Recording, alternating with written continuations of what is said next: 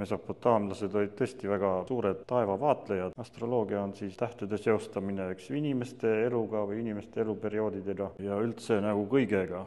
Taevasse vaatamine oligi nagu ajas orienteerumise jaoks oluline. See on nagu selle põhialus. Vaadati ülespoole, ühesõnaga atmosfääri nähtusi, päikest, kuud ja taevatähti ja ka ilma vaadati ja siis nende põhjal ennustati. No ühesõnaga see põhiline huvi või eesmärk nagu taeva vaatlemisel oligi nagu teada saada, mis maa peal toimuma hakkab. Taevasse oli kirjutatud siis nagu maapealne poliitiline käekäik.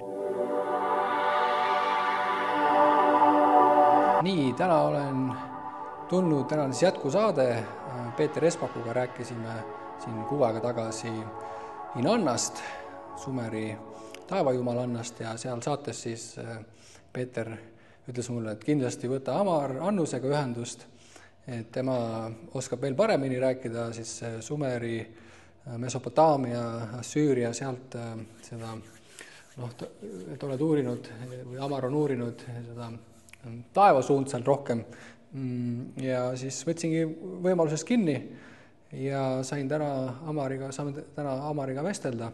Et võib-olla esimene küsimus olekski, et kui lähme nüüd tagasi sinna Mesopotaamia, Süüria või Mesopotaamia, Assüüria, Sumeri poole ajaliselt, et sa võid ise sealt valida, kust poolt läheneda sinna, aga milline olevat olnud nende suhe taevaga? No kui me räägime uurimisloost, eks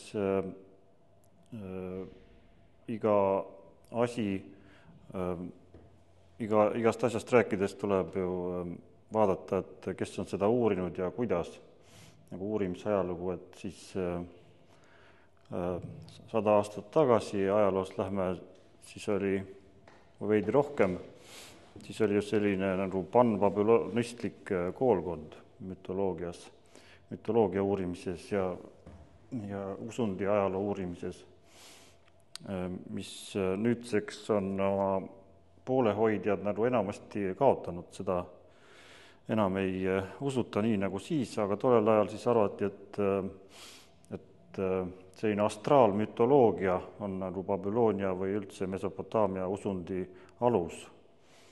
Ja nagu see nimi panbabülonistlik näitab, et siis need samad uurijad, Adolf Jeremias näiteks, üks tuntumaid nendest, siis väitsid, et see astraalmütoloogia on Mesopotaamiale nii-öelda igiomane, kus astroloogia arenes, mis on muidugi täiesti tõsi, ja siis, mis väidetavalt siis ka laienes üle kogu maailma, et sellest said siis vahendajate kaudu osa kogu maailma tsivilisatsioonid. Ja siis seda algset impulssi nähti siis Mesopotaamias, mis on siis see panbabülonistlik vaade.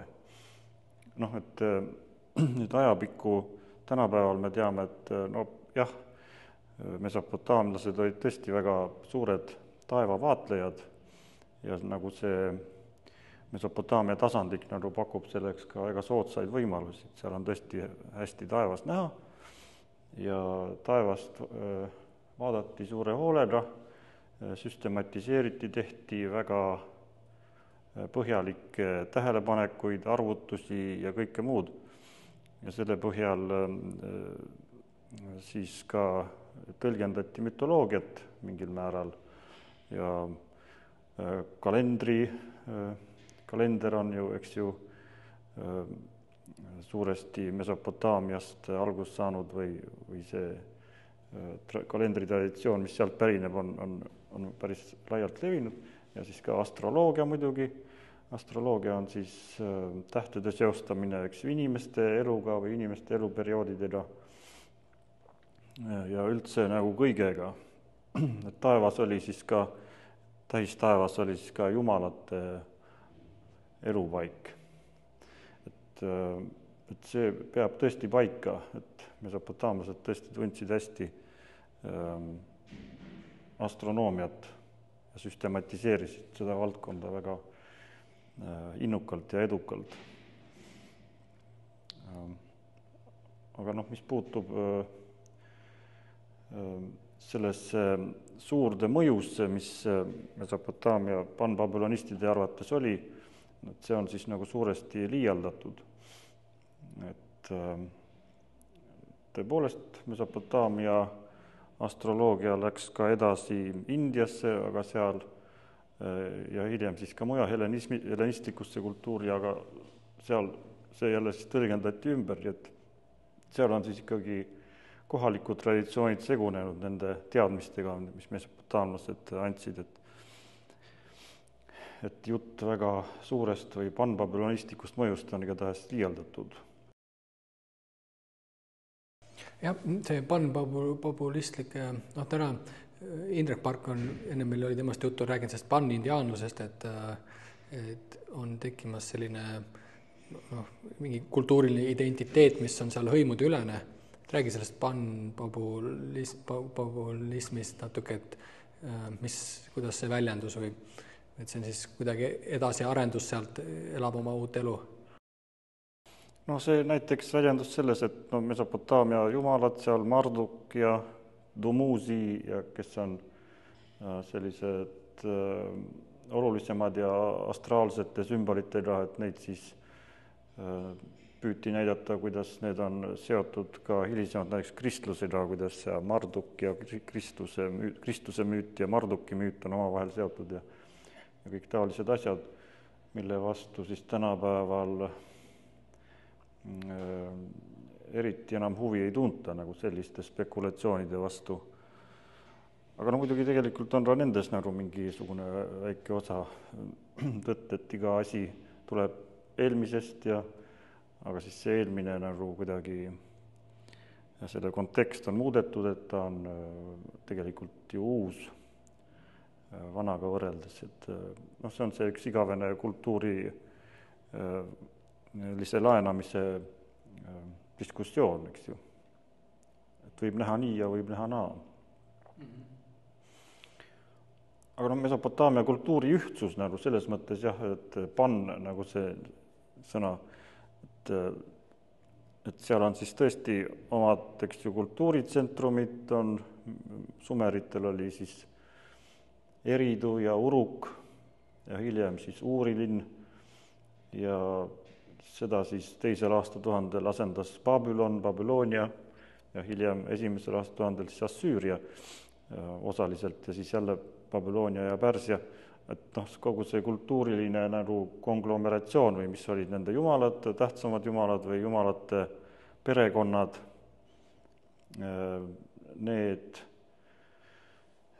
need ideed, mis olid seotud ühes kultuuris omavahel, olid ka järgmises omavahel seotud, seal siis küll need jumalperekonnad tähtsused muutusid ja need vahekorrad nagu muutusid, aga tegelikult see nii-öelda see kultuuriline kondikava või Mesopotaamia, Sumeri ja Babyloonia tsivilisatsioonide omavahel suhteliselt nagu sarnased, jah. Et selles mõttes võib kultuurilist ühtsust küll näha nagu seal läbi aastatuhandete. Ja mainisid seda kalendrit, et räägi natuke sellest kalendri aspektist, kuidas nii palju, kui ma ise siin natukene uurid, siis seal tihti vaadati aastaaegade vahetumisi, et kalender oli seotud siis selle tähtedega. Jah. Et täna meil jah, see kalender kui kalender on võtta muidugi iseenesest mõistetavana, aga jah, vana aja kalender, seal on siis, eks ju, noore kuu taevasse ilmumine on kuu algust tähendab ja siis nii kui peale, kui kuu sirp on taevas näha, tähendab, kui ei ole näha, kui on pilve taga, siis ei ole veel kindel, aga kui näha on, siis on, eks ju, kuu algus. Ja kuu algus kuni siis järgmise noore kuuni. Nii et see kuutsükli pikkus ei ole 30 päeva, vaid natuke vähem. See tähendab, et kui 12 kuud saab täis, et siis 360 päeva ei ole veel täis, et sealt jääb puudu siis nagu raasukene. Ja siis selle tõttu siis need hooajalised, näiteks künd ja külv ja niisugused asjad lähevad siis nihkesse aasta-aastalt, nagu tänapäeval on moslemitel see Ramadaan, eks seda peetakse kuukalendri järgi, siis see nihkub iga aasta natukene ettepoole. Et neil on siis nagu selline arvestus. Aga et selleks, et see oleks siis paigas, nagu aastaaegade seisukohalt, siis on seal see lisakuu pannakse siis iga natukese aja tagant, et siis nagu kalendrit korrigeerida nagu aastaaegadele vastavaks. Et sellest kuukalendrist saaks siis jälle päikesekalender, mida saab siis kasutada selle hooajatööde ajastamisele. Et see on nagu see Mesopotaamia kalendri põhituum, eks ju, mis on jäänud tänapäevani, eks see tänapäeva meil lihtsalt noort kuud ei vaata enam, kas on taevas kuu alguses või mitte, aga vanal ajal siis, kui ei olnud kellasid ja ei olnud ka muid taolisi lauakalendreid või kust saaks kergesti järgi vaadata, siis see taevasse vaatamine oligi nagu ajas orienteerumise jaoks oluline. Et see on nagu selle põhialus nii-öelda. Jah, seda ma kui vaatad siin loodusrahvaste juurde, et siis seal lugesin neid Sumeri asju ka, et aja arvamine siis kuu järgi, võib-olla see natuke lahti unistada, et aja arva, või siis aja mõõtmine või ajas elamine kuu järgi ja siis et kus see või siis päike, et päikese järgi, et kui vaatame loodusrahvaste poole, siis seal on kogu aeg näed seda kuu ja siis kuu, ütleme, et ma ei tea, siis kuu millal, näiteks ma ei tea, juulikuus kuu millal arooniad lähevad punaseks või siis kuu millal puud lähevad lehte. Et ma lugesin seda Eesti astronoomiat, Hurda oma, siis seal ka olid need kõik kuud ära nimetatud ja kuidas siis veel enne need jaanuar, veebruar, märts, kuidas need kuude nimed olid seotud siis sellega, mis hetkel looduses toimus. Jah, et aasta algus üldiselt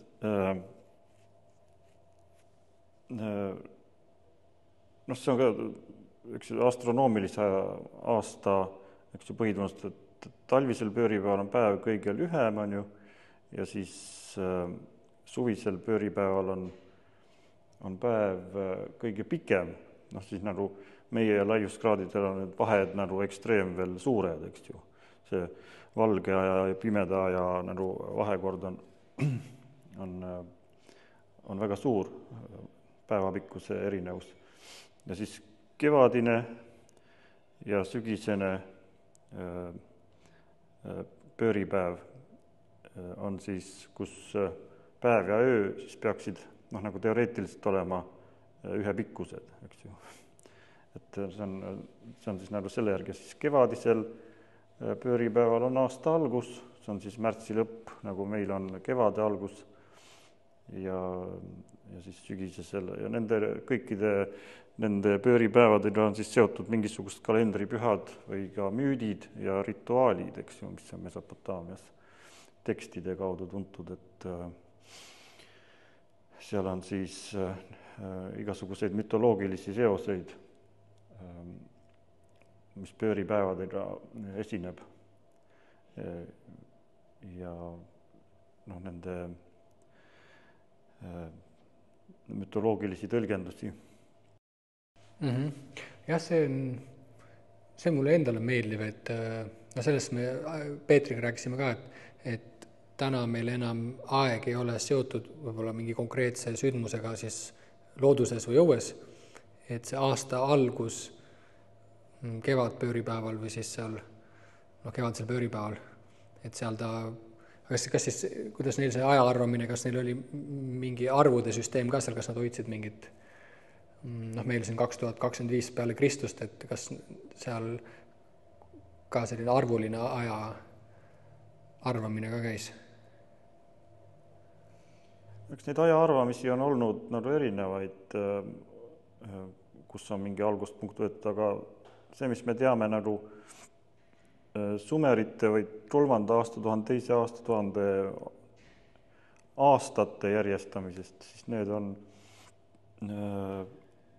olnud, aasta on seostatud mingisuguse kohaliku kuninga tegevusega, et selle järgi on siis aastat nimetatud.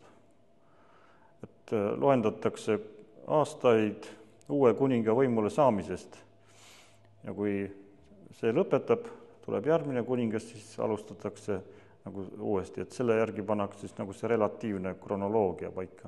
Et see kuningas valitses nii palju aastaid, järgmine nii palju ja siis nende aastate kokku lugemisega saadakse nagu selline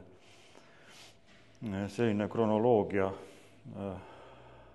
aga mingisugust ülemaalist nagu sellist aastate järjestamist ja loendamist nagu ei tunta nagu tekstide järgi nagu nendel varasematel perioodidel. Et see on vist alles hellenistlikul ajal või Pärsia ajal. Ja kui nüüd natuke sellest liiguda sinna taeva poole tagasi, et millalgi ma siin uurisin neid sünnikaarte vanimaid ja siis seal, mis ma leidsin, oli kuskil Londoni muuseumis üks kiilkirja tahvel kellegi sünnikaart seal, see keegi tähtis tegelane, et vanim sünnikaart siis teadaolev on meil sealt sumeritelt kuskilt. Ma seda aastaarvu täpselt ei tea, oleks võinud järgi vaadata, aga võib-olla sellest astroloogia nagu, mis meil need sellised vanimad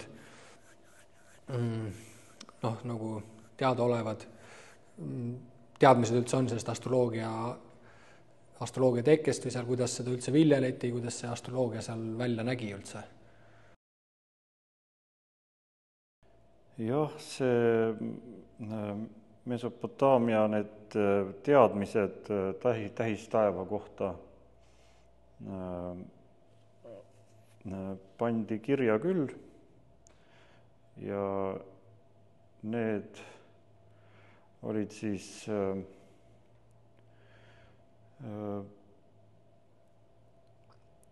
ennete kujul, osa nendest olid siis taeva ennete kujul, need on siis niimoodi, et vaadati ülespoole, ühesõnaga atmosfääri nähtusi ja päikest, kuud ja taevatähti ja ka ilma vaadati ja siis nende põhjal ennustati. Ühesõnaga see põhiline huvi või eesmärk nagu taeva vaatlemisel oligi nagu teada saada, mis maa peal toimuma hakkab, nagu selles mõttes nagu see oli praktiline eesmärk ja on üks selline seeria, mis on taeva ennete kohta, see on siis Enuma Anu Enlil esimeste sõnade järgi, et siis kui Anu Enlil ja Ea, et need on siis nagu 3 taeva piirkonda, mis seostuvad nagu kolme kõige tähtsama jumalaga, Anu, Enlil ja Ea, et siis mis nendes taeva piirkondades nähakse. Ja siis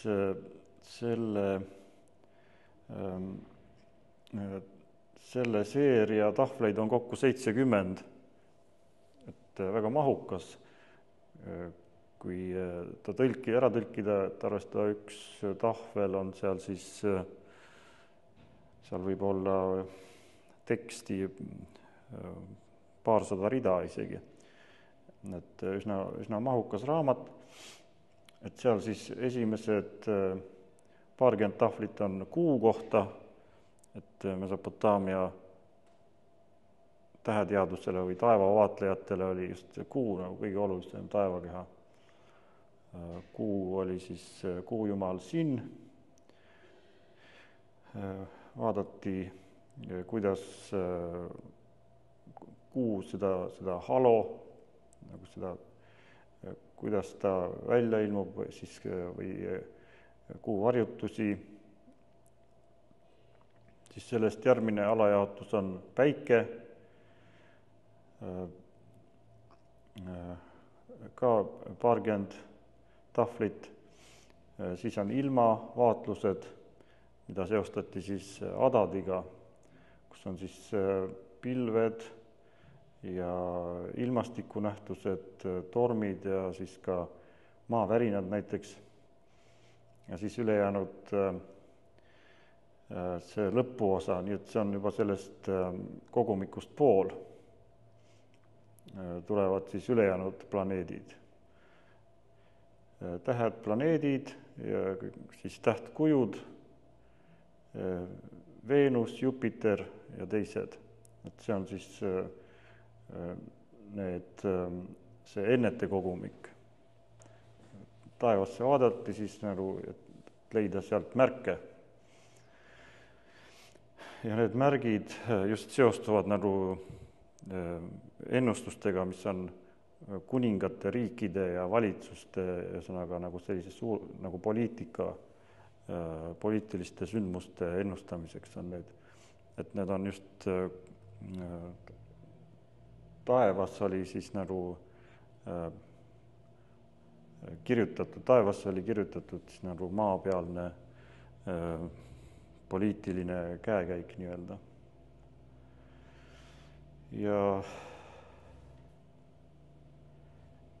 Ja selleks, et siis ennustada nagu tavainimese elu või käekäiku, selleks olid siis või maapealsed asjad, mida vaadeldi. Et selle kohta on siis teised ende kataloogid,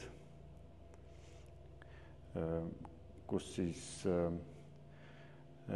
jälgitakse elu linnas ja majas ja maja ümber ja siis sellest saadakse ended nagu tavainimese kohta, aga taevasse olid siis kirjutatud nagu sellised suurte struktuuriüksuste nii-öelda riikide ja valitsuste saatused ja elulood nii-öelda.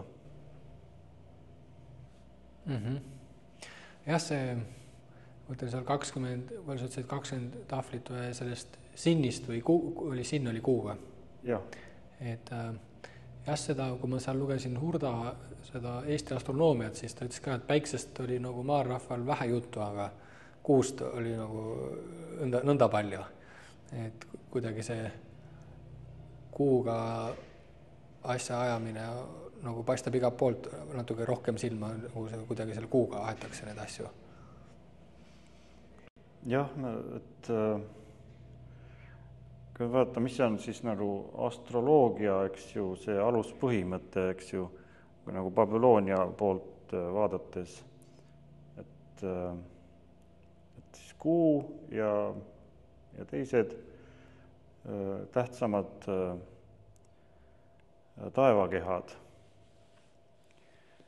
Neid on siis 7 ja need 7 on siis jumalatega seostatud.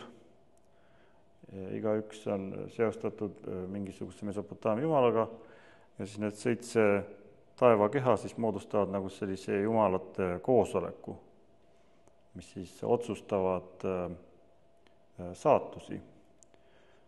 Et see on siis see astroloogia nagu aluskujutlus või põhimõte, et see on üks nagu otsustuskogu, jumalate otsustuskogu, mis on taevas ja see, kuidas nad seal parajasti paiknevad, eks ju,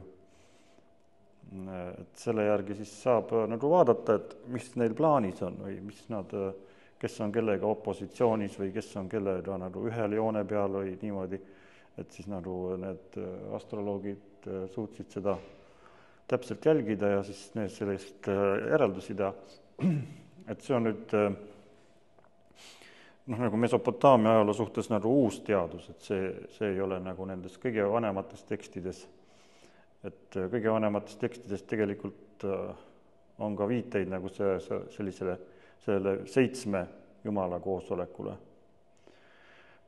Aga hilisemal ajal siis on seda süstematiseeritud ja see süstematiseerimine toimus siis uute nagu vahendite leiutamisega. Üks oli siis sodiaak, et sodiaak on siis ekliptika ehk siis see 360 kraadi jagamine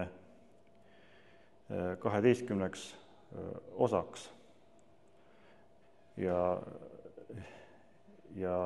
siis selle järgi, kust pärast päikseloojangut, kui tähed paistma hakkasid, et millises millises osas ekliptikast siis mõni planeet tõusis, siis selle järgi saadi hakata nagu täpsemalt ütlema seda, et mis on ühel või teisel jumalal plaanis nii-öelda.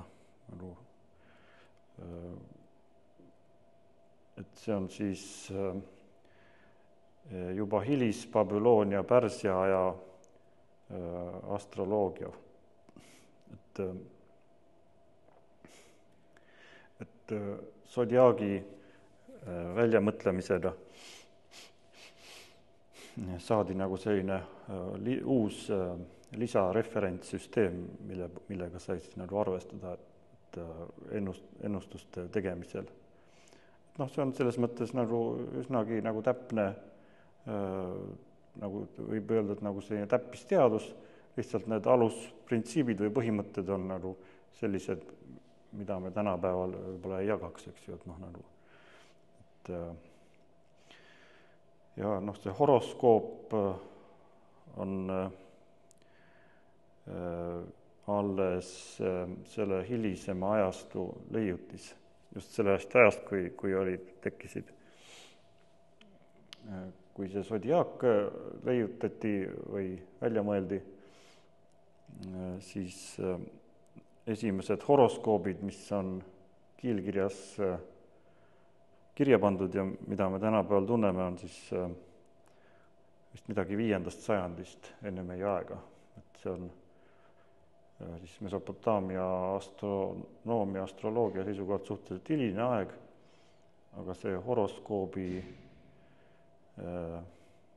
horoskoobi idee või kui selline on siis nagu just kauaks kestma jäänud, et see on siis ka muudesse Indiasse laienenud ja see idee on nagu tänapäevani populaarses kultuuris on see kasutusel, eks.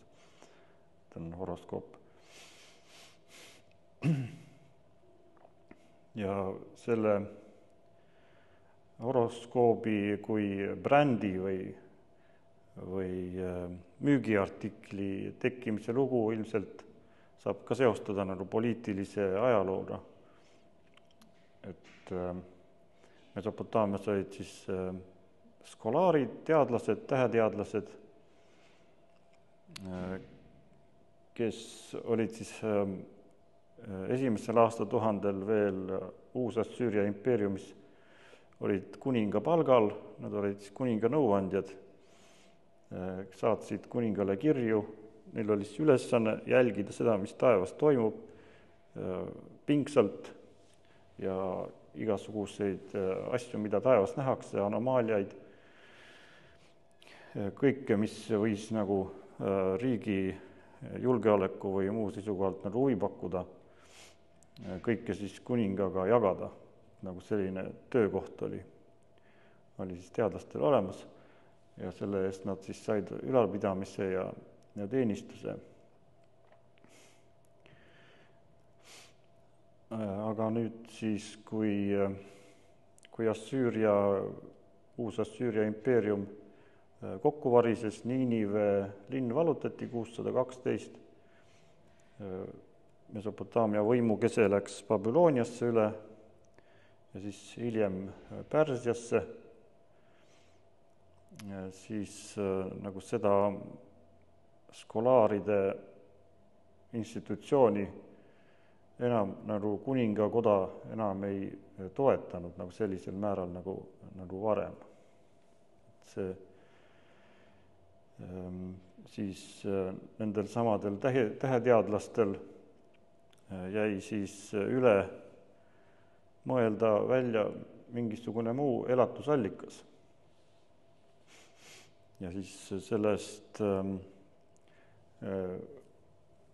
et oma teadmisi siis turundada, siis sellest ajastust pärineb see uus nähtus nagu horoskoop, mida võidi siis nagu just rikastele ülikutele pakkuda nagu seda teenust, siis nagu horoskoobi koostamise teenust.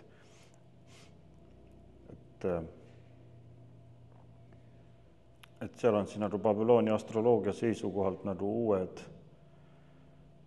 mõned uued asjad, näiteks sündimise aja seostamine nagu tähistaevaga.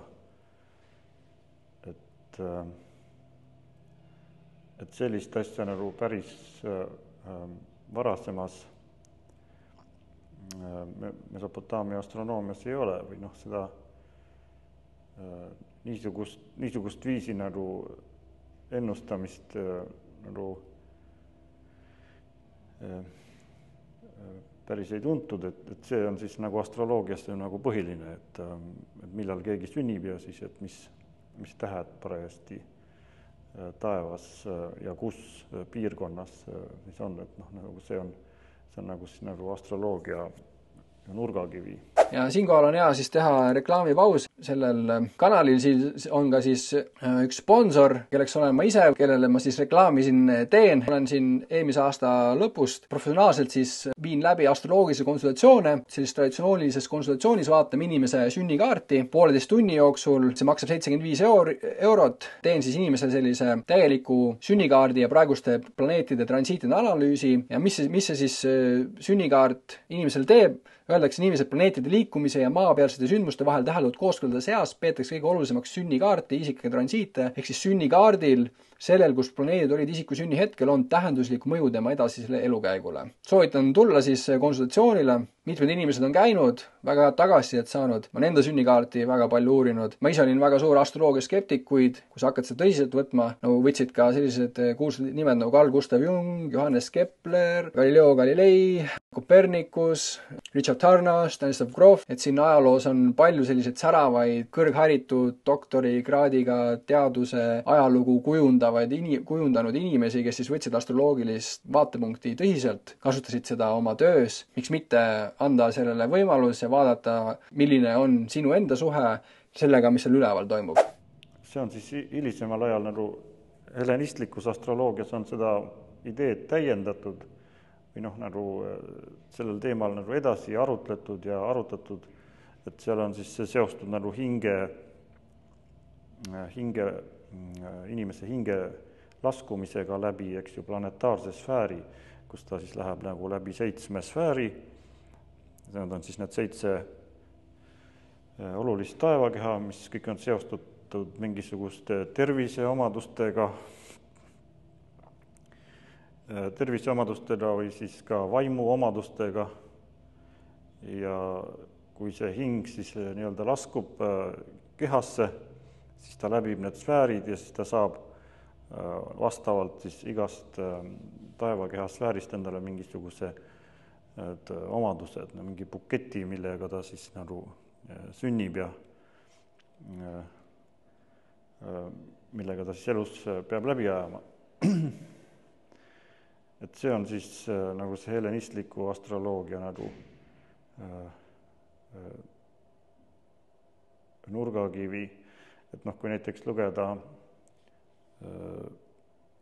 Makedoonia Aleksandri elulugu, mis on erinevates versioonides, siis seal on, see on muidugi kirjanduslik, see ei ole mingi kroonika, see on kirjandusliku selline käsitlus kuninga eluloost, siis kui tema ema hakkab sünnitama seal loos, siis tema kõrval on astroloog.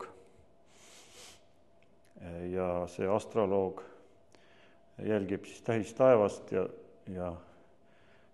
ütleb, et sünnitavale kuningannale, et oota, et kohe tõuseb see ja see täht, et see annab nagu eriliselt hea, sinu pojale annab eriliselt head omadused, et sa ei tohi veel sünnitada, et sa pead natuke ootama. Nagu sellist, see on nagu selle sünnihetke tähtsuse illustratsiooniks. Jaa, see palju huvitavad need niidiotsi, aga võib-olla selle 7 jumala nõukogust natuke rääkida, võib-olla need jumalad, 7 ise, et seal Tumusid ja Inanna mul tuttavad Sin, aga seal veel need, kes seal veel mängus on?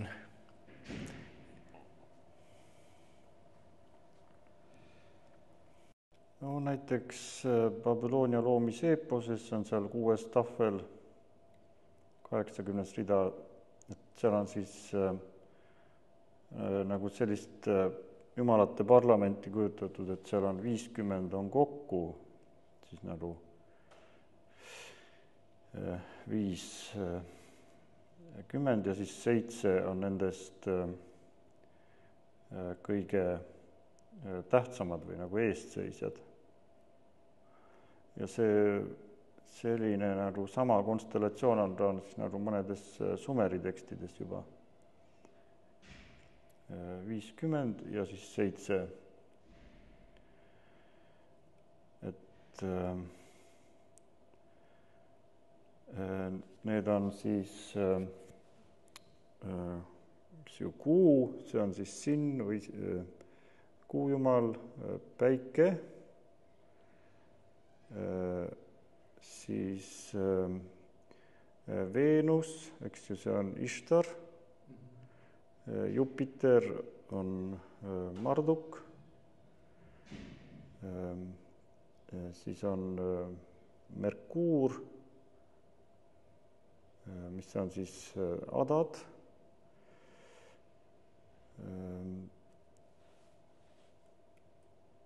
ja Marss, eks ju, on Nergal, see on 6. ja siis 7. Päike, Kuu, Marss, Veenus, Jupiter, Saturn. Saturn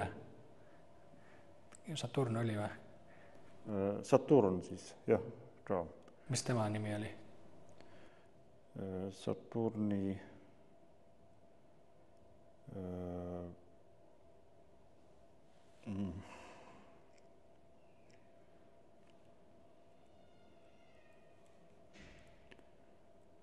seal on siis, noh, igatahes Nabu, see kirjutaja jumal on siis ka üks nendest.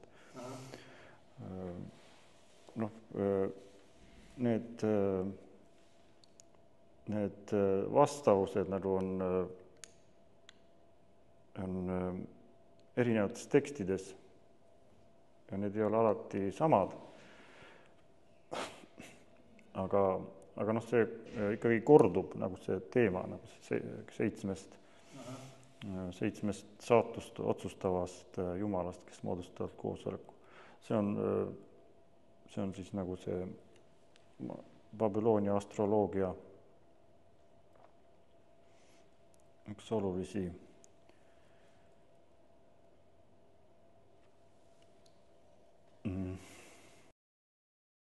nurgakivi. Jah, okei. Saturn oli Adad, siis Merkuur oli siis Nabu või Nurta, Veenus muidugi Ishtar, eks ju.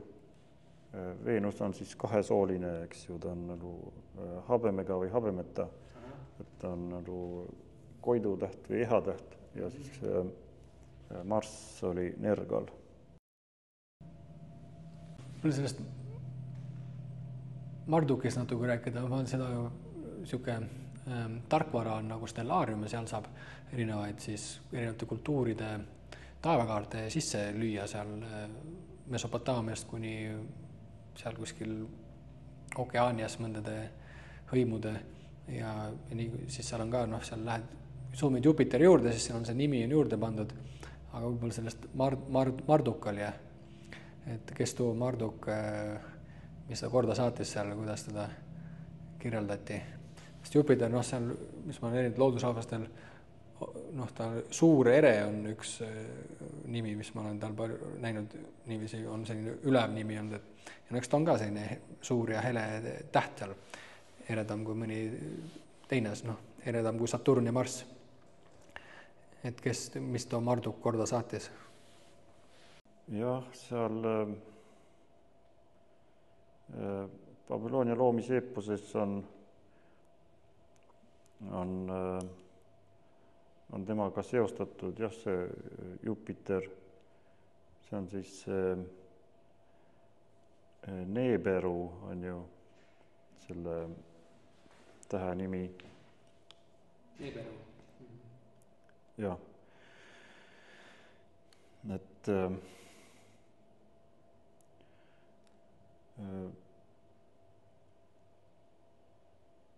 ühesõnaga see tema võitlus, eks ju, ta võitles siis Tiamatiga ja tema võitlus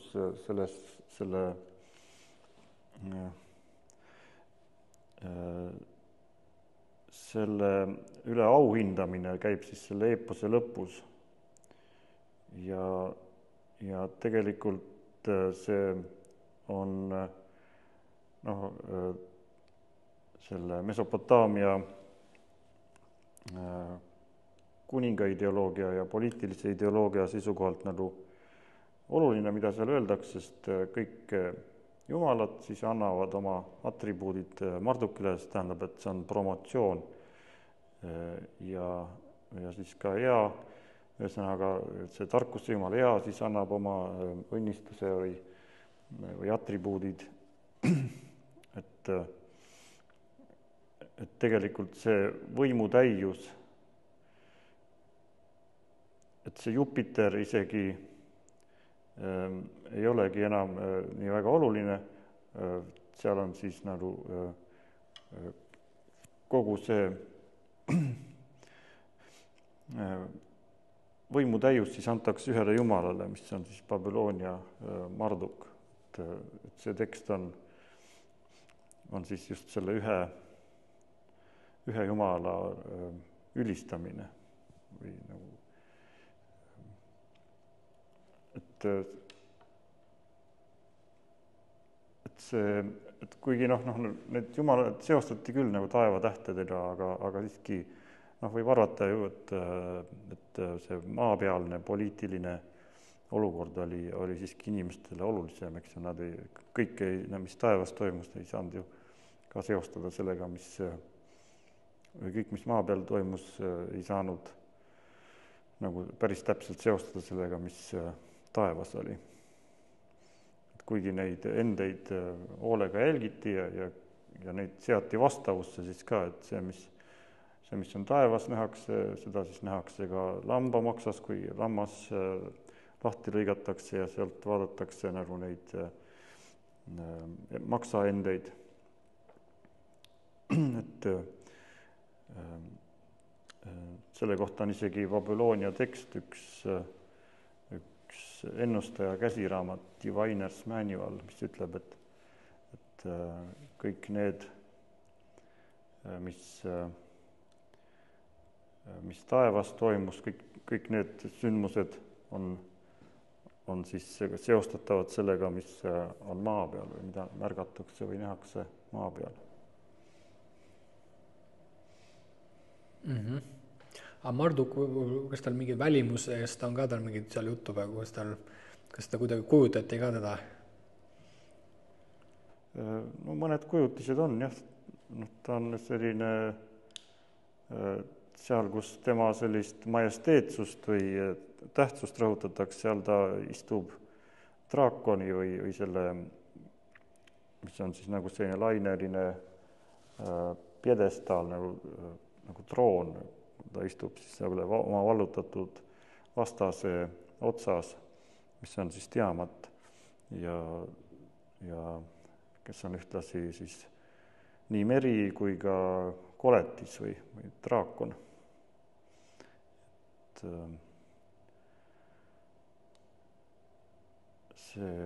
Selliseid kujutisi on. Aha. Ja see, kuidas see Saturn oli Amad? Saturn oli Amad või kuidas see õigesti oli see nimi?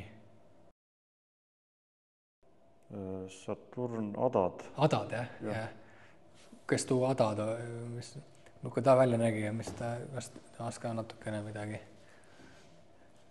No Adad on muidu Lähis-Ida regioonis on hästi tuntud ja vana tegelane.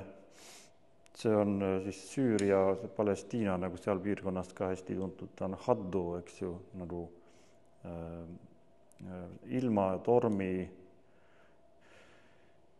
vihmasaju jumal, see on siis ka nagu ikkagi põllumajanduse või selle künnikülvi, eks ju,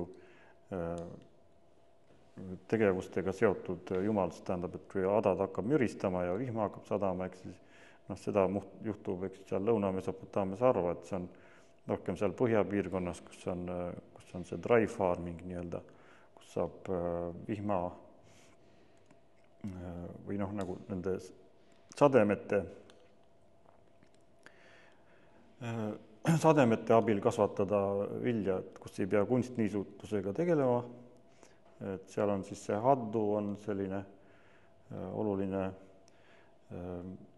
jumal, keda siis ka baaliks nimetatakse, et need jumalate identiteedid võivad üks ühele üle minna, nagu see, mis ühes kultuuris on seesama Baal ja Beel on, eks ju, Mesopotaamias on Marduk ja võib ka mõni teine jumal olla, isand tähendab see, et adad on siis tormijumalus, nagu lühidalt öelda, jah. On selline, kelle võidukat väljailmumist nagu selle sajuperioodi alguses siis ka nagu tähistatakse, eks ju, kalendriliselt. Aga ta on vist kõige rohkem Saturniga seostatud. Jah, see põllumajandusaspekt on, ma olen seal natukene seal seda hellenistlikku ja siis hiljem seal Rooma et seal on jah seda põllumajanduse, nagu sa ütlesid, küll selle ühe tsükliga teda seostatud. Seda Saturni siis või, et tal see glüüf on ka selline nagu see vana sümbol, see sirbikujuline. Et algus ja lõpu selline sümbol. Jah, tal on nagu mõnel kujutis on tal selline 3 harka on käes, et see on siis ka ilmselt see välgu sümbol või välgu ja müristamise vihmaga seostatud. Ühesõnaga, kui hakkab müristama, vihma sadama välku olema, siis see tähistab ka nagu sellise muistsete rahvast ettekujutus, et see on nüüd siis ka üks selline lahing, mis on nagu peetud seal kuskil jumalikes sfäärides, mille tagajärjel siis see võidukas jumal ilmub nagu vihmapilves ja toob õnnistust, eks ole, maale ja nii edasi. See on kõik nagu selline mütoloogiline mõtlemine, eks, mis seostab neid igapäevaseid, iga-aastaseid, hooajalisi, eks ju, loodusnähtuseid, mingite jumalate omavaheliste igasuguste muude tegevustega. Peatume korraks sellel Merkuuril ka, kuidas tema nimi oli? Merkuuri vist on seostatud kõige rohkem kirjutaja jumal, see on Nabu või Ninurta. Nabu, jah, on siis Marduki poeg. Et kui see kuninga perekonda üle tuua, see analoogia, siis eks ju Marduk on kuningas ja siis Nabu on kroonprints, on tema järglane nii-öelda. See on jumalate seostamine, eks ju, selle valitseja perekonnaga on hästi tavaline. Et siis on kas nagu identsed või siis omavahel sugulased nagu moodustavad ühe pere nii-öelda.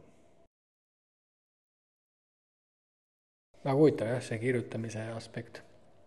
Seal Hermes on seal see hellenistliku astroloogia, see Merkuuri vaste ka nende virgatsite seal see kaitsejumal ja ka seotud siis palju sellise rääkimise, kirjutamise, mõtlemise, intellekti jumal. nojah, hermeneutika vist on isegi selline nagu tänapäevani tuntud sõna, eks ju, nagu tõlgendamine. Tõlgendada oskab see, on ju, kes siis nagu teab, on ju, et igasugused seoseid. Et see Babyloonia astroloogia oli ka ju väga komplitseeritud iseenesest. Kui sellesse ei süvenes, siis ei teagi, et seal on tegelikult vaja ju palju kasutada erinevaid allikaid. Vaatad ühest endetekstist, seda pead võrdlema, on ju, teise endeteksti sa pead mõtlema ka nagu ajastamise peale, seal päevad, tunnid, on ju. Siis kui sodiaakmängu tuleb, siis sa pead ka nagu seda siis nagu täppisteaduslikult mõõtma seda. Et see kõik on ju tegelikult nõuab päris palju õppimist ja harjutamist. Et kui öeldakse, et nagu vana aja teadlased või need samad, kes kirjutasid Assüüria kuningatele igasuguseid nõuandeid ja soovitusi ja oma uurimise tulemusi, et iseenesest need olid oma aja nagu ikkagi kõige haritumad õpetlased, eks ju, kes seal tööl olid. Et see, mis nad õppisid, ei ole sama päris, mis meie õpime koolis, eks see on nagu teistsugune asi, aga ikkagi nad olid nagu väga selles mõttes erudeeritud teadlased ja õpetlased. Et kas või seesama, et seda Babyloonia ennetesüsteemi vallata, selleks peab ikkagi päris palju neid tekste uurima ja õppima.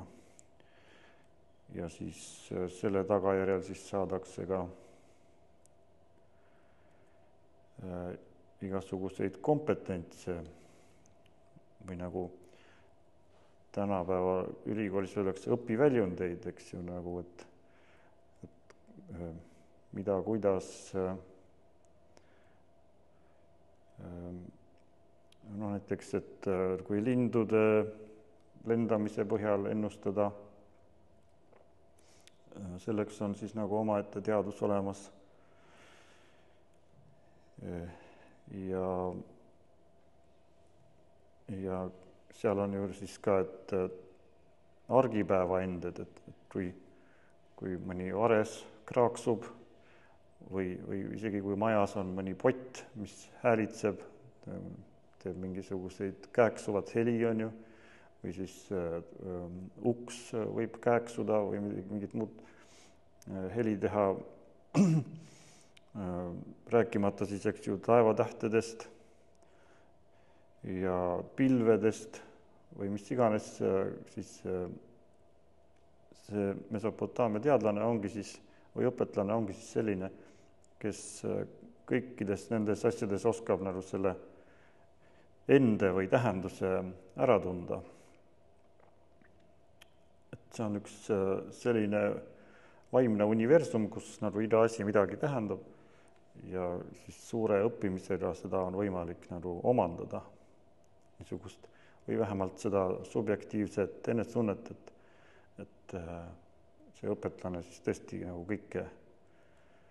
kõike teab ja oskab tõlgendada. Väga huvitav. Mul kohe tuli siin 2 asja tuli meelde just selle näiteks see lindude lendamise ended, et teine asi, mis mul meelde tuli, oli, kui sellest Carl Gustav Jungist on juttu, et siis tema oma elus oli ka väga siis hoidis silma peal just sellistel sünkroonsustel, neid võib ka nimetada, et pidevalt siis jälgis, kui sellised mingid tähenduslikke asju juhtus ja katsus sealt siis selle tähendusliku juhtumisega siis kuidagi suhtes olla. Aga mul üks hea lindudega, ma olin seal mõni aasta tagasi, olin Arizonas ja seal hommikul rääkisin peale tseremooniat rääkisin hommikul ühe indiaanlasega juttu, keda seal keegi ei olnud 10 aastat näinud, vanem mees. Tuli sinna ja siis ütles, et rääkis sellest loo, kuidas ta mitukümmend aastat tagasi esimest korda päiksetansul osales.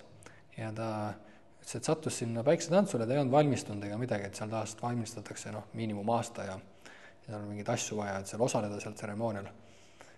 ja siis jõudis sinna päiksetantsule ja tema see nimi, mis ta vist, neil seal osadel on ka nimed seal kuskil tulnud, siis tema nimi oli siis, Indrek Parg ütles ka, et kõik nimed tuleb tõlkida kohalikku keelde, et siis tema nimi oli Vares lendab mööda.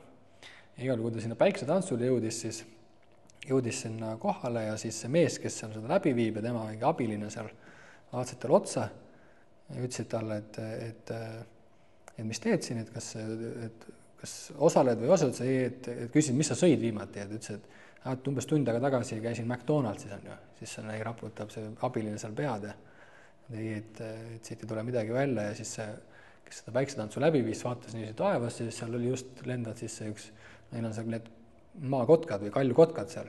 Kaljukotkas lendas siis Vares lendas sellest kaljukotkast mööda.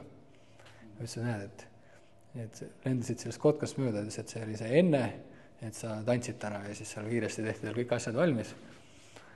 Et sellise,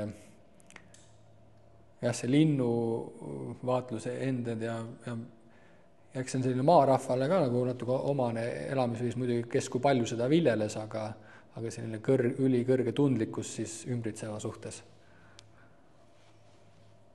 No just, et seal on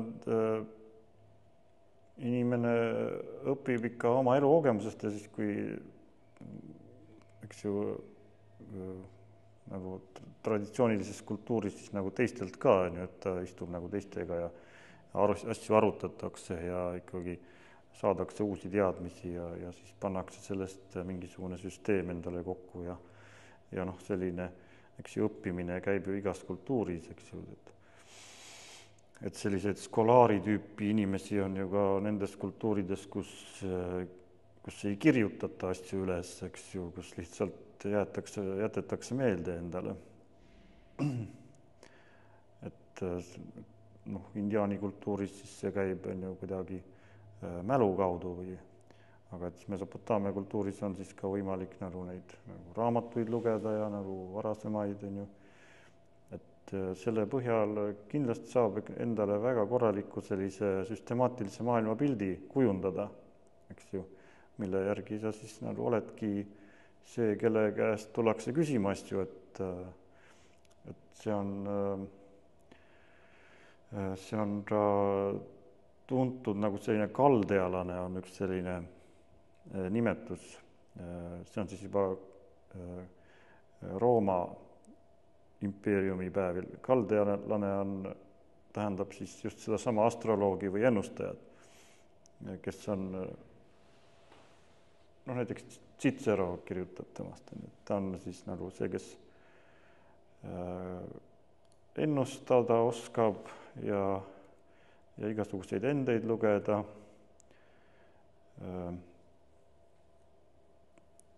Ja siis ka anda nõu, et kuidas igasugust halbu asju ära hoida. Oskab unenärusid tõlgendada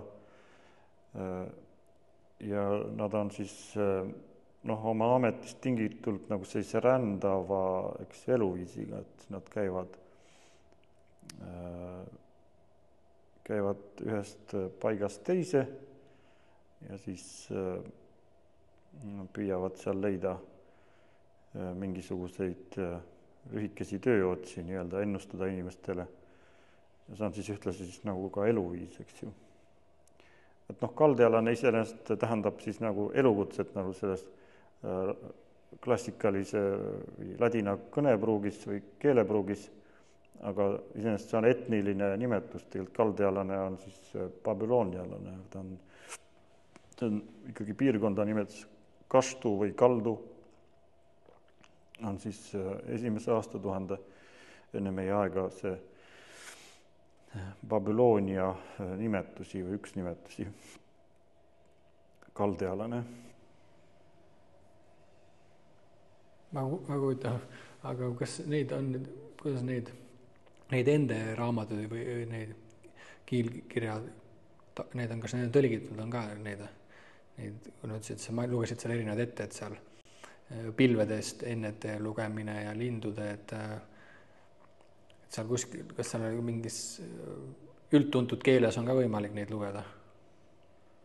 no nendest tekstidest on, paljudest on olemas sellised väljaanded,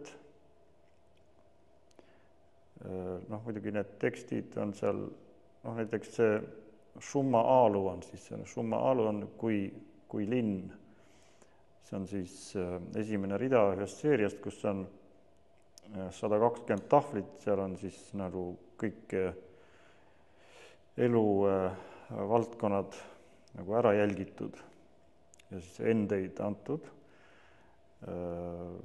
Seal on iga väljaandja või kes ediitor, kes teksti välja annab, peab tegema ka tõlke, eks ju. Et ingliskeelsed tõlked on olemas küll nagu nendest enda tekstidest, aga muudes keeltes, noh, need on, jah, oleneb, kui on saksakeelne väljaand, siis võivad ka saksakeelsed tõlked olla või prantsuskeelsed võivad olla. Aga ma ei tea, et eesti keelde oleks üritatud neid tõlkida, noh, see on lihtsalt ka, et need tekstid on suhteliselt monotoonsed, noh, nagu teadustekstid ikka, et seal on, eks ju, ainult loetletud teatud asju ja siis nagu mida need ennustavad. No näiteks seal võib olla niimoodi, et on, jälgitakse leeki, tuleleeki lampides ja tõrvikutes näiteks ja siis vaadatakse, mis värvi see on, siis et kuidas suit sealt tõuseb ja nii edasi, ühesõnaga selliseid vaatlusi nagu lehekülgede kaupa, eks ju, noh, et see ei ole väga tegelikult huvitav, kui sa selle vastu nagu erilist huvi ei tunne, just nagu, et kõlab just huvitavalt. Seepärast neid ei ole ka tõlgitud, et lugejaskond ilmselt ei oleks väga lai nagu nendele. Noh, nagu selline aegunud teadus nii-öelda meie arusta, eks ju, noh, kes seda ikka nii väga lugeda tahab.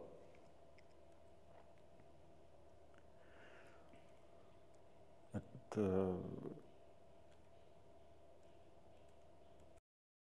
jah, seal indiaanlastega koos on seda lõkkevahtimist on üpris palju, et seal tundub huvitav.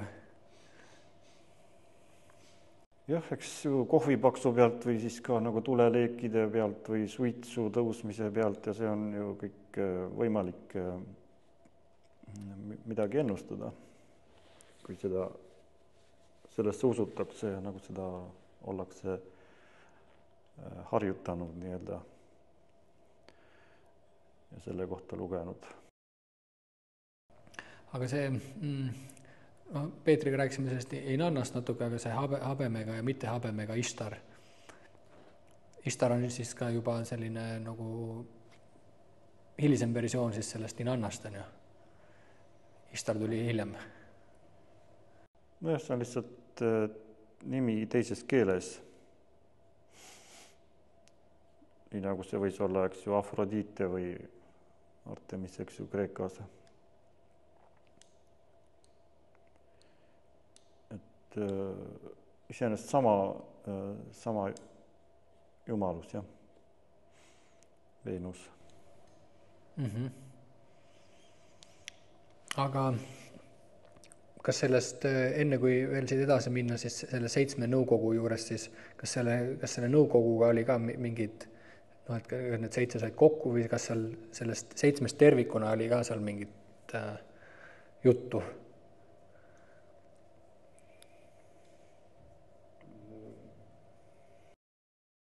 Noh, see on jumalate koosolek, et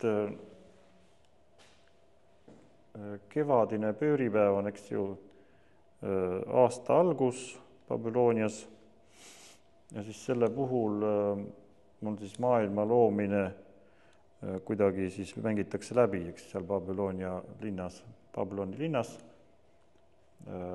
kus siis Marduk läheb oma templist välja, õue nii-öelda linnast välja sinna Tühermaale, kus siis toimub selline nagu rituaalne lahing, on ju see maailma loomise eelne lahing, on ju, tema ja Tiamati vahel. Ja siis enne kui ta välja läheb, siis toimub jumalate koosolekus, siis talle määratakse see roll, et ta peab nüüd minema võitlema, antakse siis nagu mandaat nii-öelda ja siis toimub protsessioon. Protsessioon on, eks ju, väga oluline see religioosne tseremoonia, mis iganes see on ju paljudes kultuurides. Ja siis, kui ta sealt tagasi tuleb uuesti oma koju templisse, siis toimub see teine koosolek nii-öelda, kus siis talle siis määratakse Jumala kuninga staatus. Nagu kinnitatakse sama staatus, mis talle välja minnes nagu anti. Et aasta alguse rituaal siis mängib läbi seda maailma loomise müüti. Et nagu iga aasta kevadel nagu maailm põhimõtteliselt luuakse uuesti, et see on see nagu mingis mõttes nagu see igavese taastuleku idee, eks ju. Meil meie kalendris on sellel ajal, eks ju, lihavõtted vist on ju kevade algus. Nagu see on mingis mõttes nagu jätk on ju sellele, et lihavõtted on ju risti surm ja üles tõusmine, siis, eks ole, talvine pööripäev on, eks ju, Jumala sünd või Kristuse sünd on ju, et need ei ole ainult kalendripühad, on ju, need ei seosta ainult aastaaegade ja nagu tsüklitega, et viljakas tsükkel ja siis loomade hinnaaeg ja poegimine ja viljakülv ja viljalõikus. Et sellised asjad, et nendega ka muidugi seotud, aga ütleme, et Kristuse sündimist ja ülestõusmist tähistatakse ka igal aastal, eks ju. Et selles mõttes kristlased ei jäta on ju vahele ühtegi tähtsamat kristlikku püha. Aga nende kohta me teame, et need ei ole ainult viljakuse või loodusega seotud, eks need on ka seotud on ju nagu see kristluse ideega. Et samamoodi siis ka, et sellest ei järgne, et need on ainult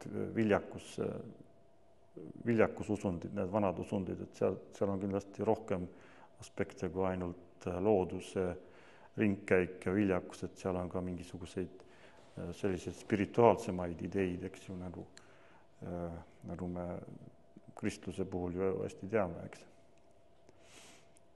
Et selles mõttes need loodususundid võivad sisaldada endas väga selliseid sügavaid ideid.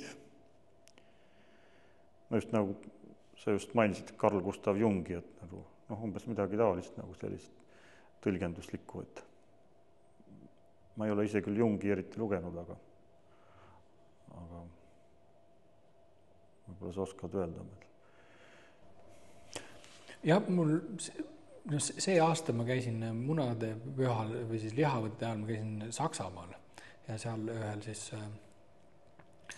kokkusaamisel ja seal mul siis ma hakkasin nagu mõtlema selle munade püha, siis lugesin neid Ahto Kaasiku mingeid tekste seal, et meil ta oli veel munapüha, siis ma seal sakslastele tutvustasin seda, nad sest munade koksimisest ei teadnud midagi. Ja siis ma uurisin neid munade, et siis istusin seal ka, siis mõtlesin, et elan Peipsi ääres ka, et seal nagu palju, mul see linnupesade asjad ja siis nagu üks hetk nagu tuligi pähe, et see, et nüüd ongi ju see aeg, kus siis linnud siin laulavad üksteisele ja pesad on värvilisi mune täis. Et see nagu sa ütlesid, et siis see elu jätku tähistamine või uue elutsükli, järgmise tsükli uue algused. Ja see muidugi see kristlik taust seal ka, et see on ka seda on huvitav mõelda, et kui nüüd teadlased, et kui teadlased on öelnud, et selline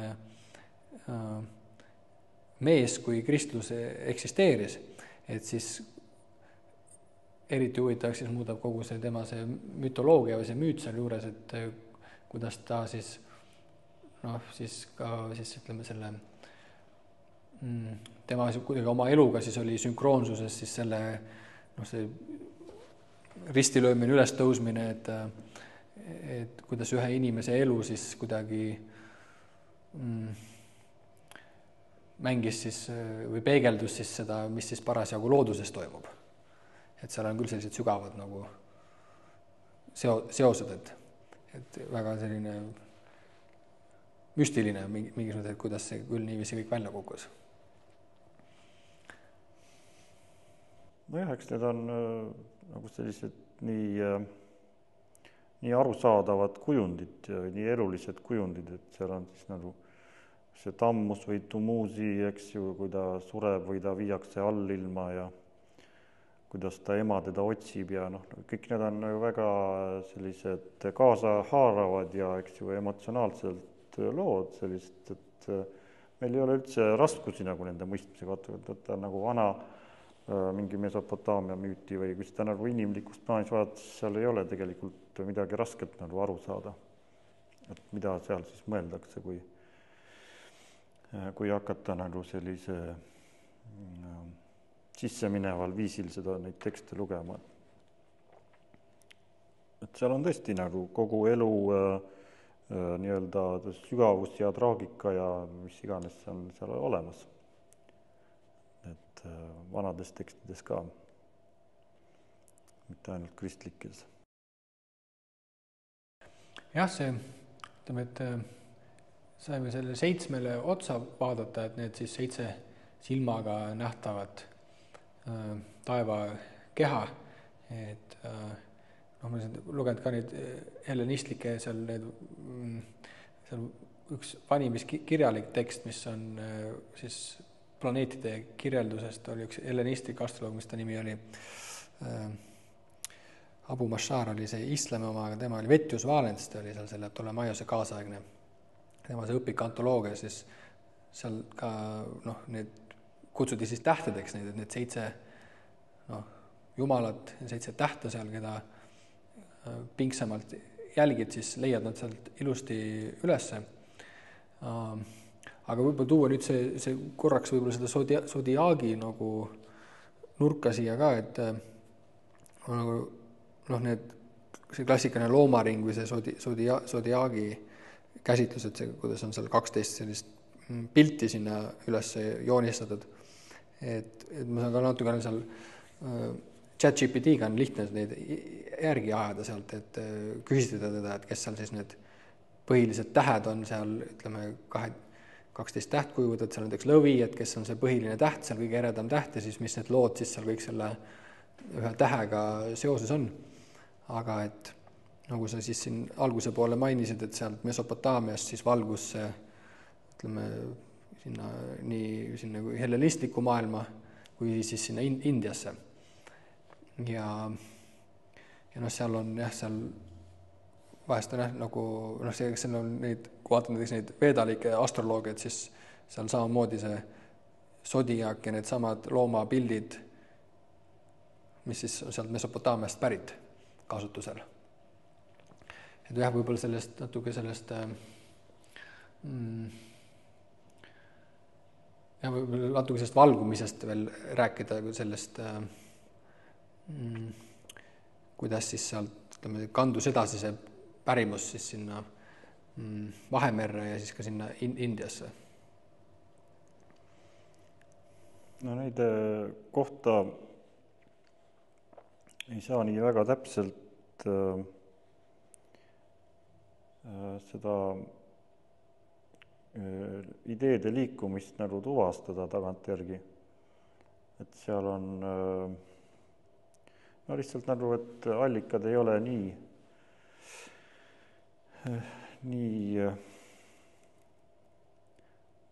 täpsed või põhjalikud.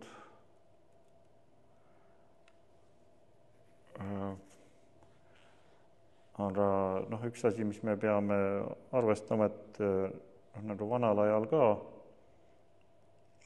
ikkagi kolleegid tahtsid suhelda omavahel.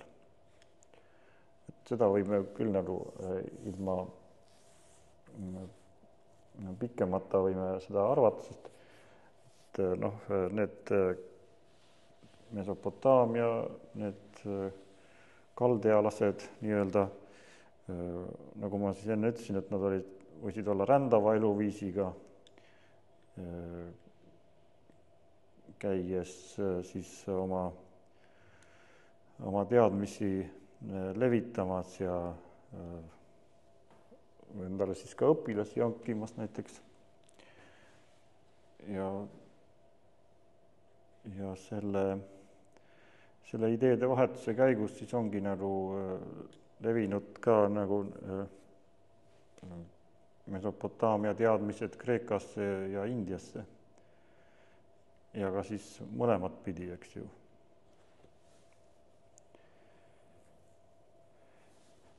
Et näiteks on üks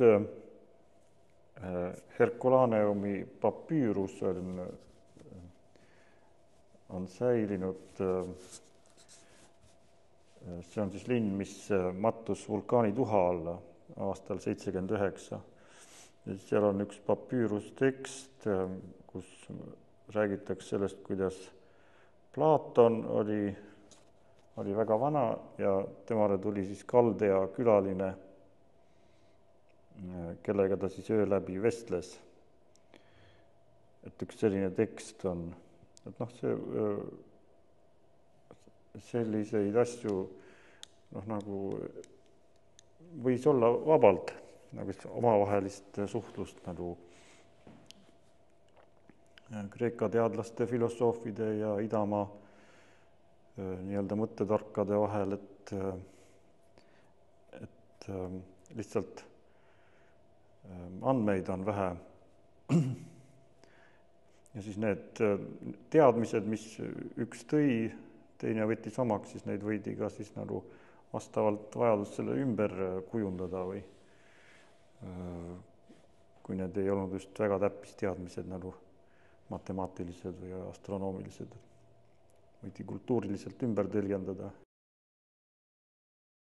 Jah, see mul on meeles, siin nüüd olen kuulnud selliseid sõnu, et siin viimasel, ütleme siis võib-olla 15 aastal, selle projekti nimi peaks veel olema nagu Project Hindsight, kus nad on toimunud siis viimasel 15 aastal sellise hellenistliku astroloogia nagu renessansi tagasitulek, kus siis tõlgitakse palju neid originaaltekste Ameerikas ja seal mul meeles, et umbes kas siis 4.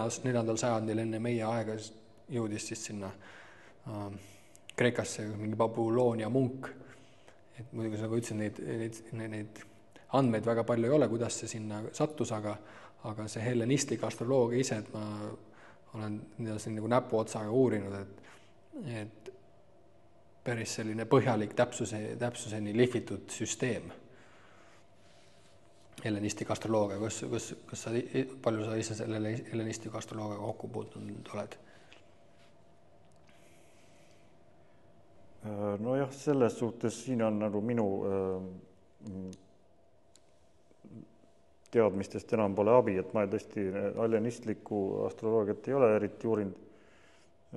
Küll aga näiteks on üks 1.–2. sajandi meie aja järgi üks Bardesanes on üks arameakeelne filosoof, siis temal on üks traktaat ka, mis on eesti keelde tõlgitud. Seal see on traktaat vabast tahtest, on ju.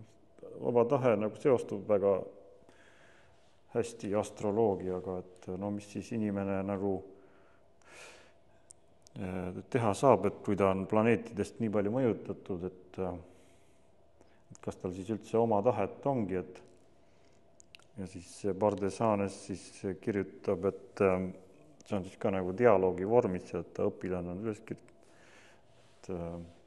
et on nii palju erinevaid kultuure ja siis seal on üks pikk kirjeldust siis maailma erinevatest kultuuridest, mida see autor tundis, et kuidas need on omavahel erinevad kombed ja et see siiski siis näitab, et planeetide mõju ei ole nagu kõikehõlmav, vaid et ikkagi on ka siis nagu kultuurilised erinevused, mis näitab, et ka olemas on ka siis vaba tahe.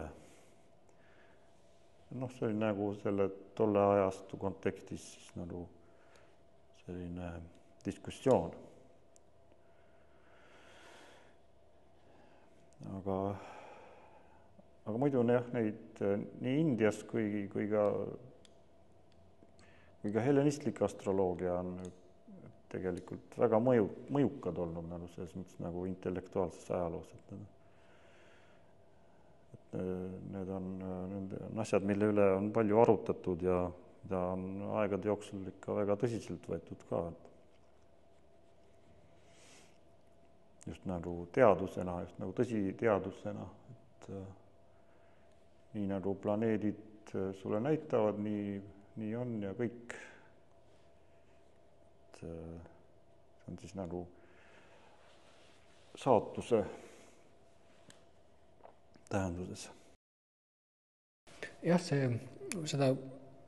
kujund mulle meeldis ja ma seda olin kuulnud ka siin hiljuti, kui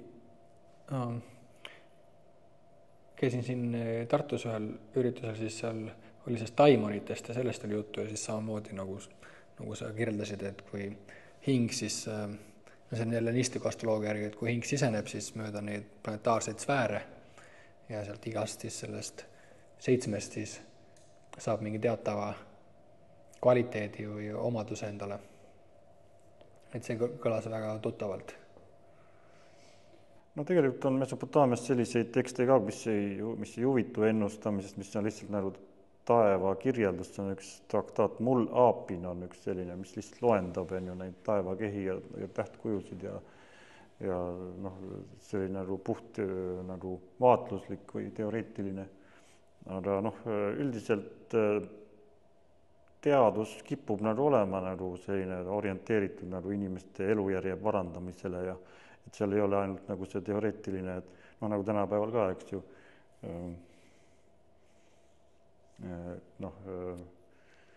geneetikat uuritakse ka ju peamiselt meditsiini, eks ju, täiustamise vahendina, et ju mitte lihtsalt, et milline keegi on, eks ju. Et on ju erinevate ajastute huvid, eks ju, nagu selle taeva, et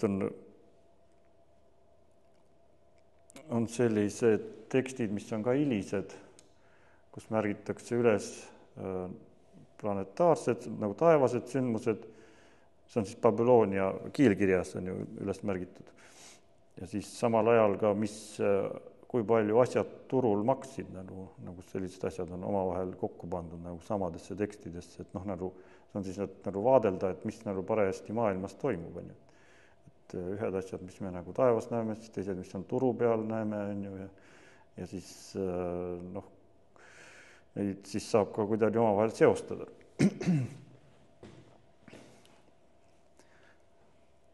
Nagu see, eks ju, tänapäevase börsiindeksid ja need ei sõltu, eks ju, lamba maksavaatlustest või umbes nagu, et mis tähed parajasti taevas on, eks ole, aga nad sõltuvad miski muudest asjadest, aga see turuloogika on ikkagi seal selline omapärane. Et jah. Jah, sellega mul tuleb meelde see, ma siin natuke uurin neid Põhja-Ameerika tähe teadmisi ja raamatut seal midagi muinasjutte, siis sealt mul ei meelde, et nad veel, see on nagu see peegeldamise printsiip, millest me siin natuke oleme rääkinud, et nad seal ka otsisid siis üleval oli siis need konstellatsioonid ja siis nad leidsid ka maa peal siis konkreetseid selliseid suuremaid pinnavorme, mis peegeldusid siis nagu vastu. Paissid olevat, seal mõned 4-5 olulisemad mingid mäepunkti või kuidas see pinnareljeef seal moodustus, et see niiviisi paistas nagu peeglina siis, kuidas seal tähed üleval on. Aga jaa, mõtlengi, et mis mul siis meelde oli see, et see Zodiaagi asi oli nagu natuke hilisem nähtus, et kas seal aga neid mingeid tahvleid, kus on ka siis rohkem pandud kirja siis neid Zodiaagi kirjeldusi ka? Zodiaagi ajaloo ja leviku ja uurimiseks on üks tippkeskus on Berliinis, selle nimi ongi Zodiac. See on siis üks projekt, mis tegelebki selle nähtuse uurimisega. Kuna mina pole seda spetsiaalselt kunagi uurinud, siis ma ei oska ka selle kohta väga palju rääkida, aga ei ole ka maailmas väga palju neid, kes seda uurivad, aga siis nüüd praegu on üks selline projekt, et sealt siis tulevad publikatsioonid kindlasti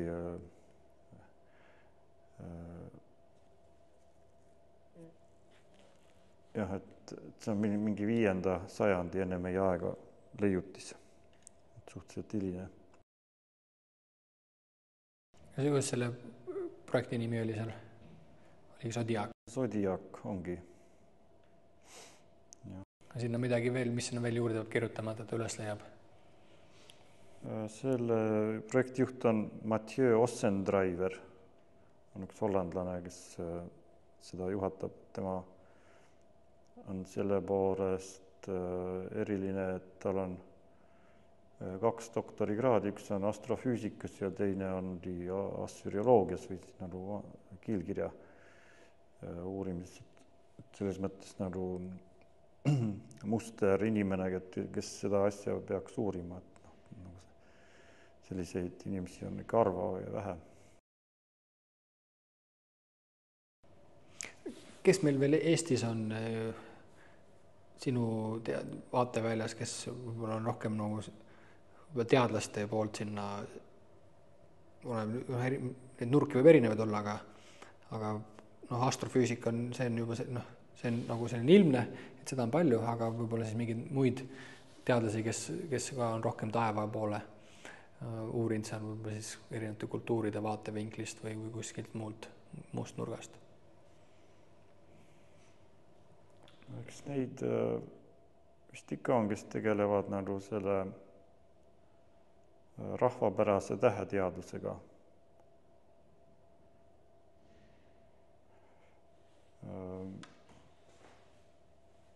Aga nüüd, et Mesopotaamia täheteadust vist Eestis vist ei ole siiamaani uuritud, et ei ole nagu sellise huviga inimesi olnud minu teada. Mis sul endal on olnud sealt, ütleme, seda Mesopotaamia astronoomiat, astroloogiat või neid tekste lugedes, mis sul sealt on niiviisi hästi meelde jäänud või mõned sellised midagi elavat, mis on selle puhul nagu paelunud või? No seal on ikkagi kõik need taevakehad või päike, kuu ja taevatähed, mis need on, et nendes enda tekstides või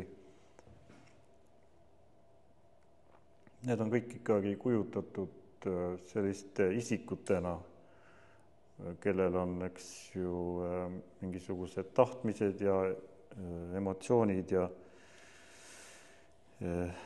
et selles mõttes need on isikustatud, need planeedid. Ja sealt tuleb ka siis seos, eks ju, jumalatega, et siis nagu jumalatel on mingis mõttes antropomorfne kuju, siis nagu neile kujutatakse, et neil on siis nagu inimese taolised mõtted ja tunded ja siis, et siis nende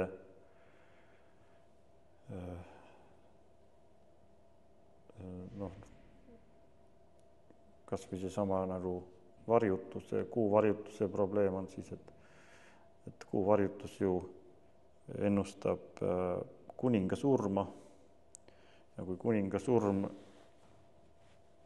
on kord ennustatud, eks ju, siis muidugi keegi sellist asja ei soovi, et siis korraldatakse see asenduskuninga riitus, mis on hästi tuntud ka ju allikatest, et pannakse keegi siis kuninga asemel valitsema lühikeseks ajaks, nii kaua kui see ohuperiood mööda saab. Ja see võib olla siis täiesti mingisugune suvaline tegelane kuskilt võetud, mingisugune põllumees või kes siis saab lühikeseks ajaks kõik need kuninga privileegid. Ja kui see aeg on möödas, siis ta tapetakse ja siis sellega läheb see oht mööda, et kuningas võib ära surra, päris kuningas võib ära surra.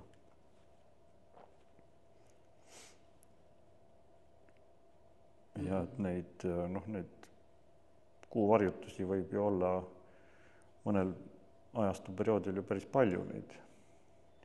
Et siis tuleb seda riitust ka üsna sageli korrata. See on nüüd uus Assüüria kirjades on sellest juttu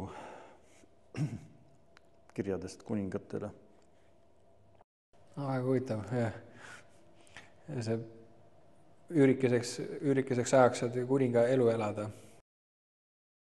Nojah, see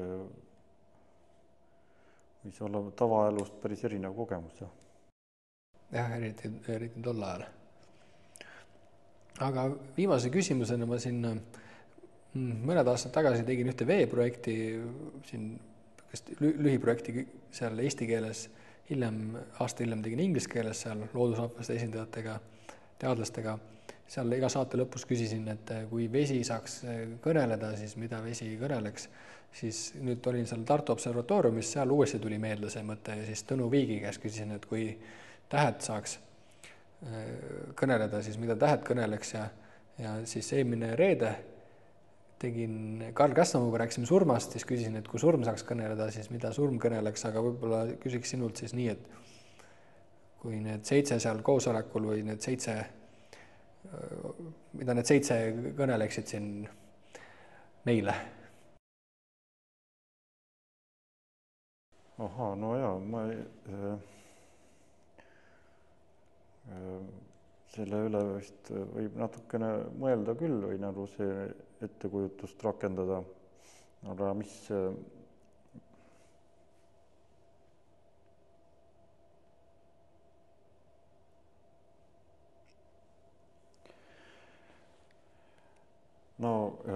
võib-olla kui kokkuvõtlikult nagu midagi öelda, siis ma ütlen, et igal ajastul on oma teadus, eks ju. Igal ajastul on oma arusaamat, kuidas nagu maailma ühe tervikuks kokku panna, kuidas nagu seda süsteemi panna. Et nagu Babyloonia preestritel olid omad ja siis helenistlikel omad ja siis ka keskaegsetel kirikuteoloogidel olid omad viisid, kuidas nagu kõike seda omavahel nii-öelda tervikuna näha. Et jah, et kui me tänapäeval mõtleme, või kipume mõtlema, et nagu meie viis asju näha on kuidagi nagu edasi arenenum või targem kui eelnenud, siis nagu selles suhtes nagu võib pisut ettevaatlikkust säilitada ikkagi, et tegelikult me ei tea, et meie süsteem võib olla sama imelik ja omapärane kui tegelikult Babyloonia viis asju vaadata. Et kui seda vana Babyloonia teadust nagu tervikuna vaadata, siis see on väga, eks ju, ta on väga üksipulgi nagu maailma seletav, läheb väga väikestest detailideni välja, et mis päeval mida võib teha näiteks. Ja see on ilmselt väga tõsiselt võeti seda nagu mõni seal vastavates ringkondades. seda on näha, kuidas inimesed kartsid igasuguseid looduskatastroofe ja jumalate viha ja kõike. Et me võime ka tänapäeval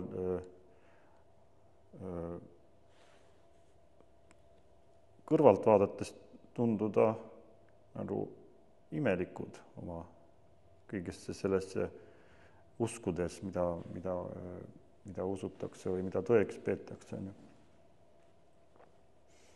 Aga et me ise peame seda lihtsalt nii normaalseks ja loomulikuks, et me ise seda võib-olla ei näe. Võib-olla see oleks Babyloonia selle Divine Council, selle sõnum. Võib-olla nendele 7 tunduks nagu meie tegemised omapärased ja kummalised. Aitäh sulle, Amar!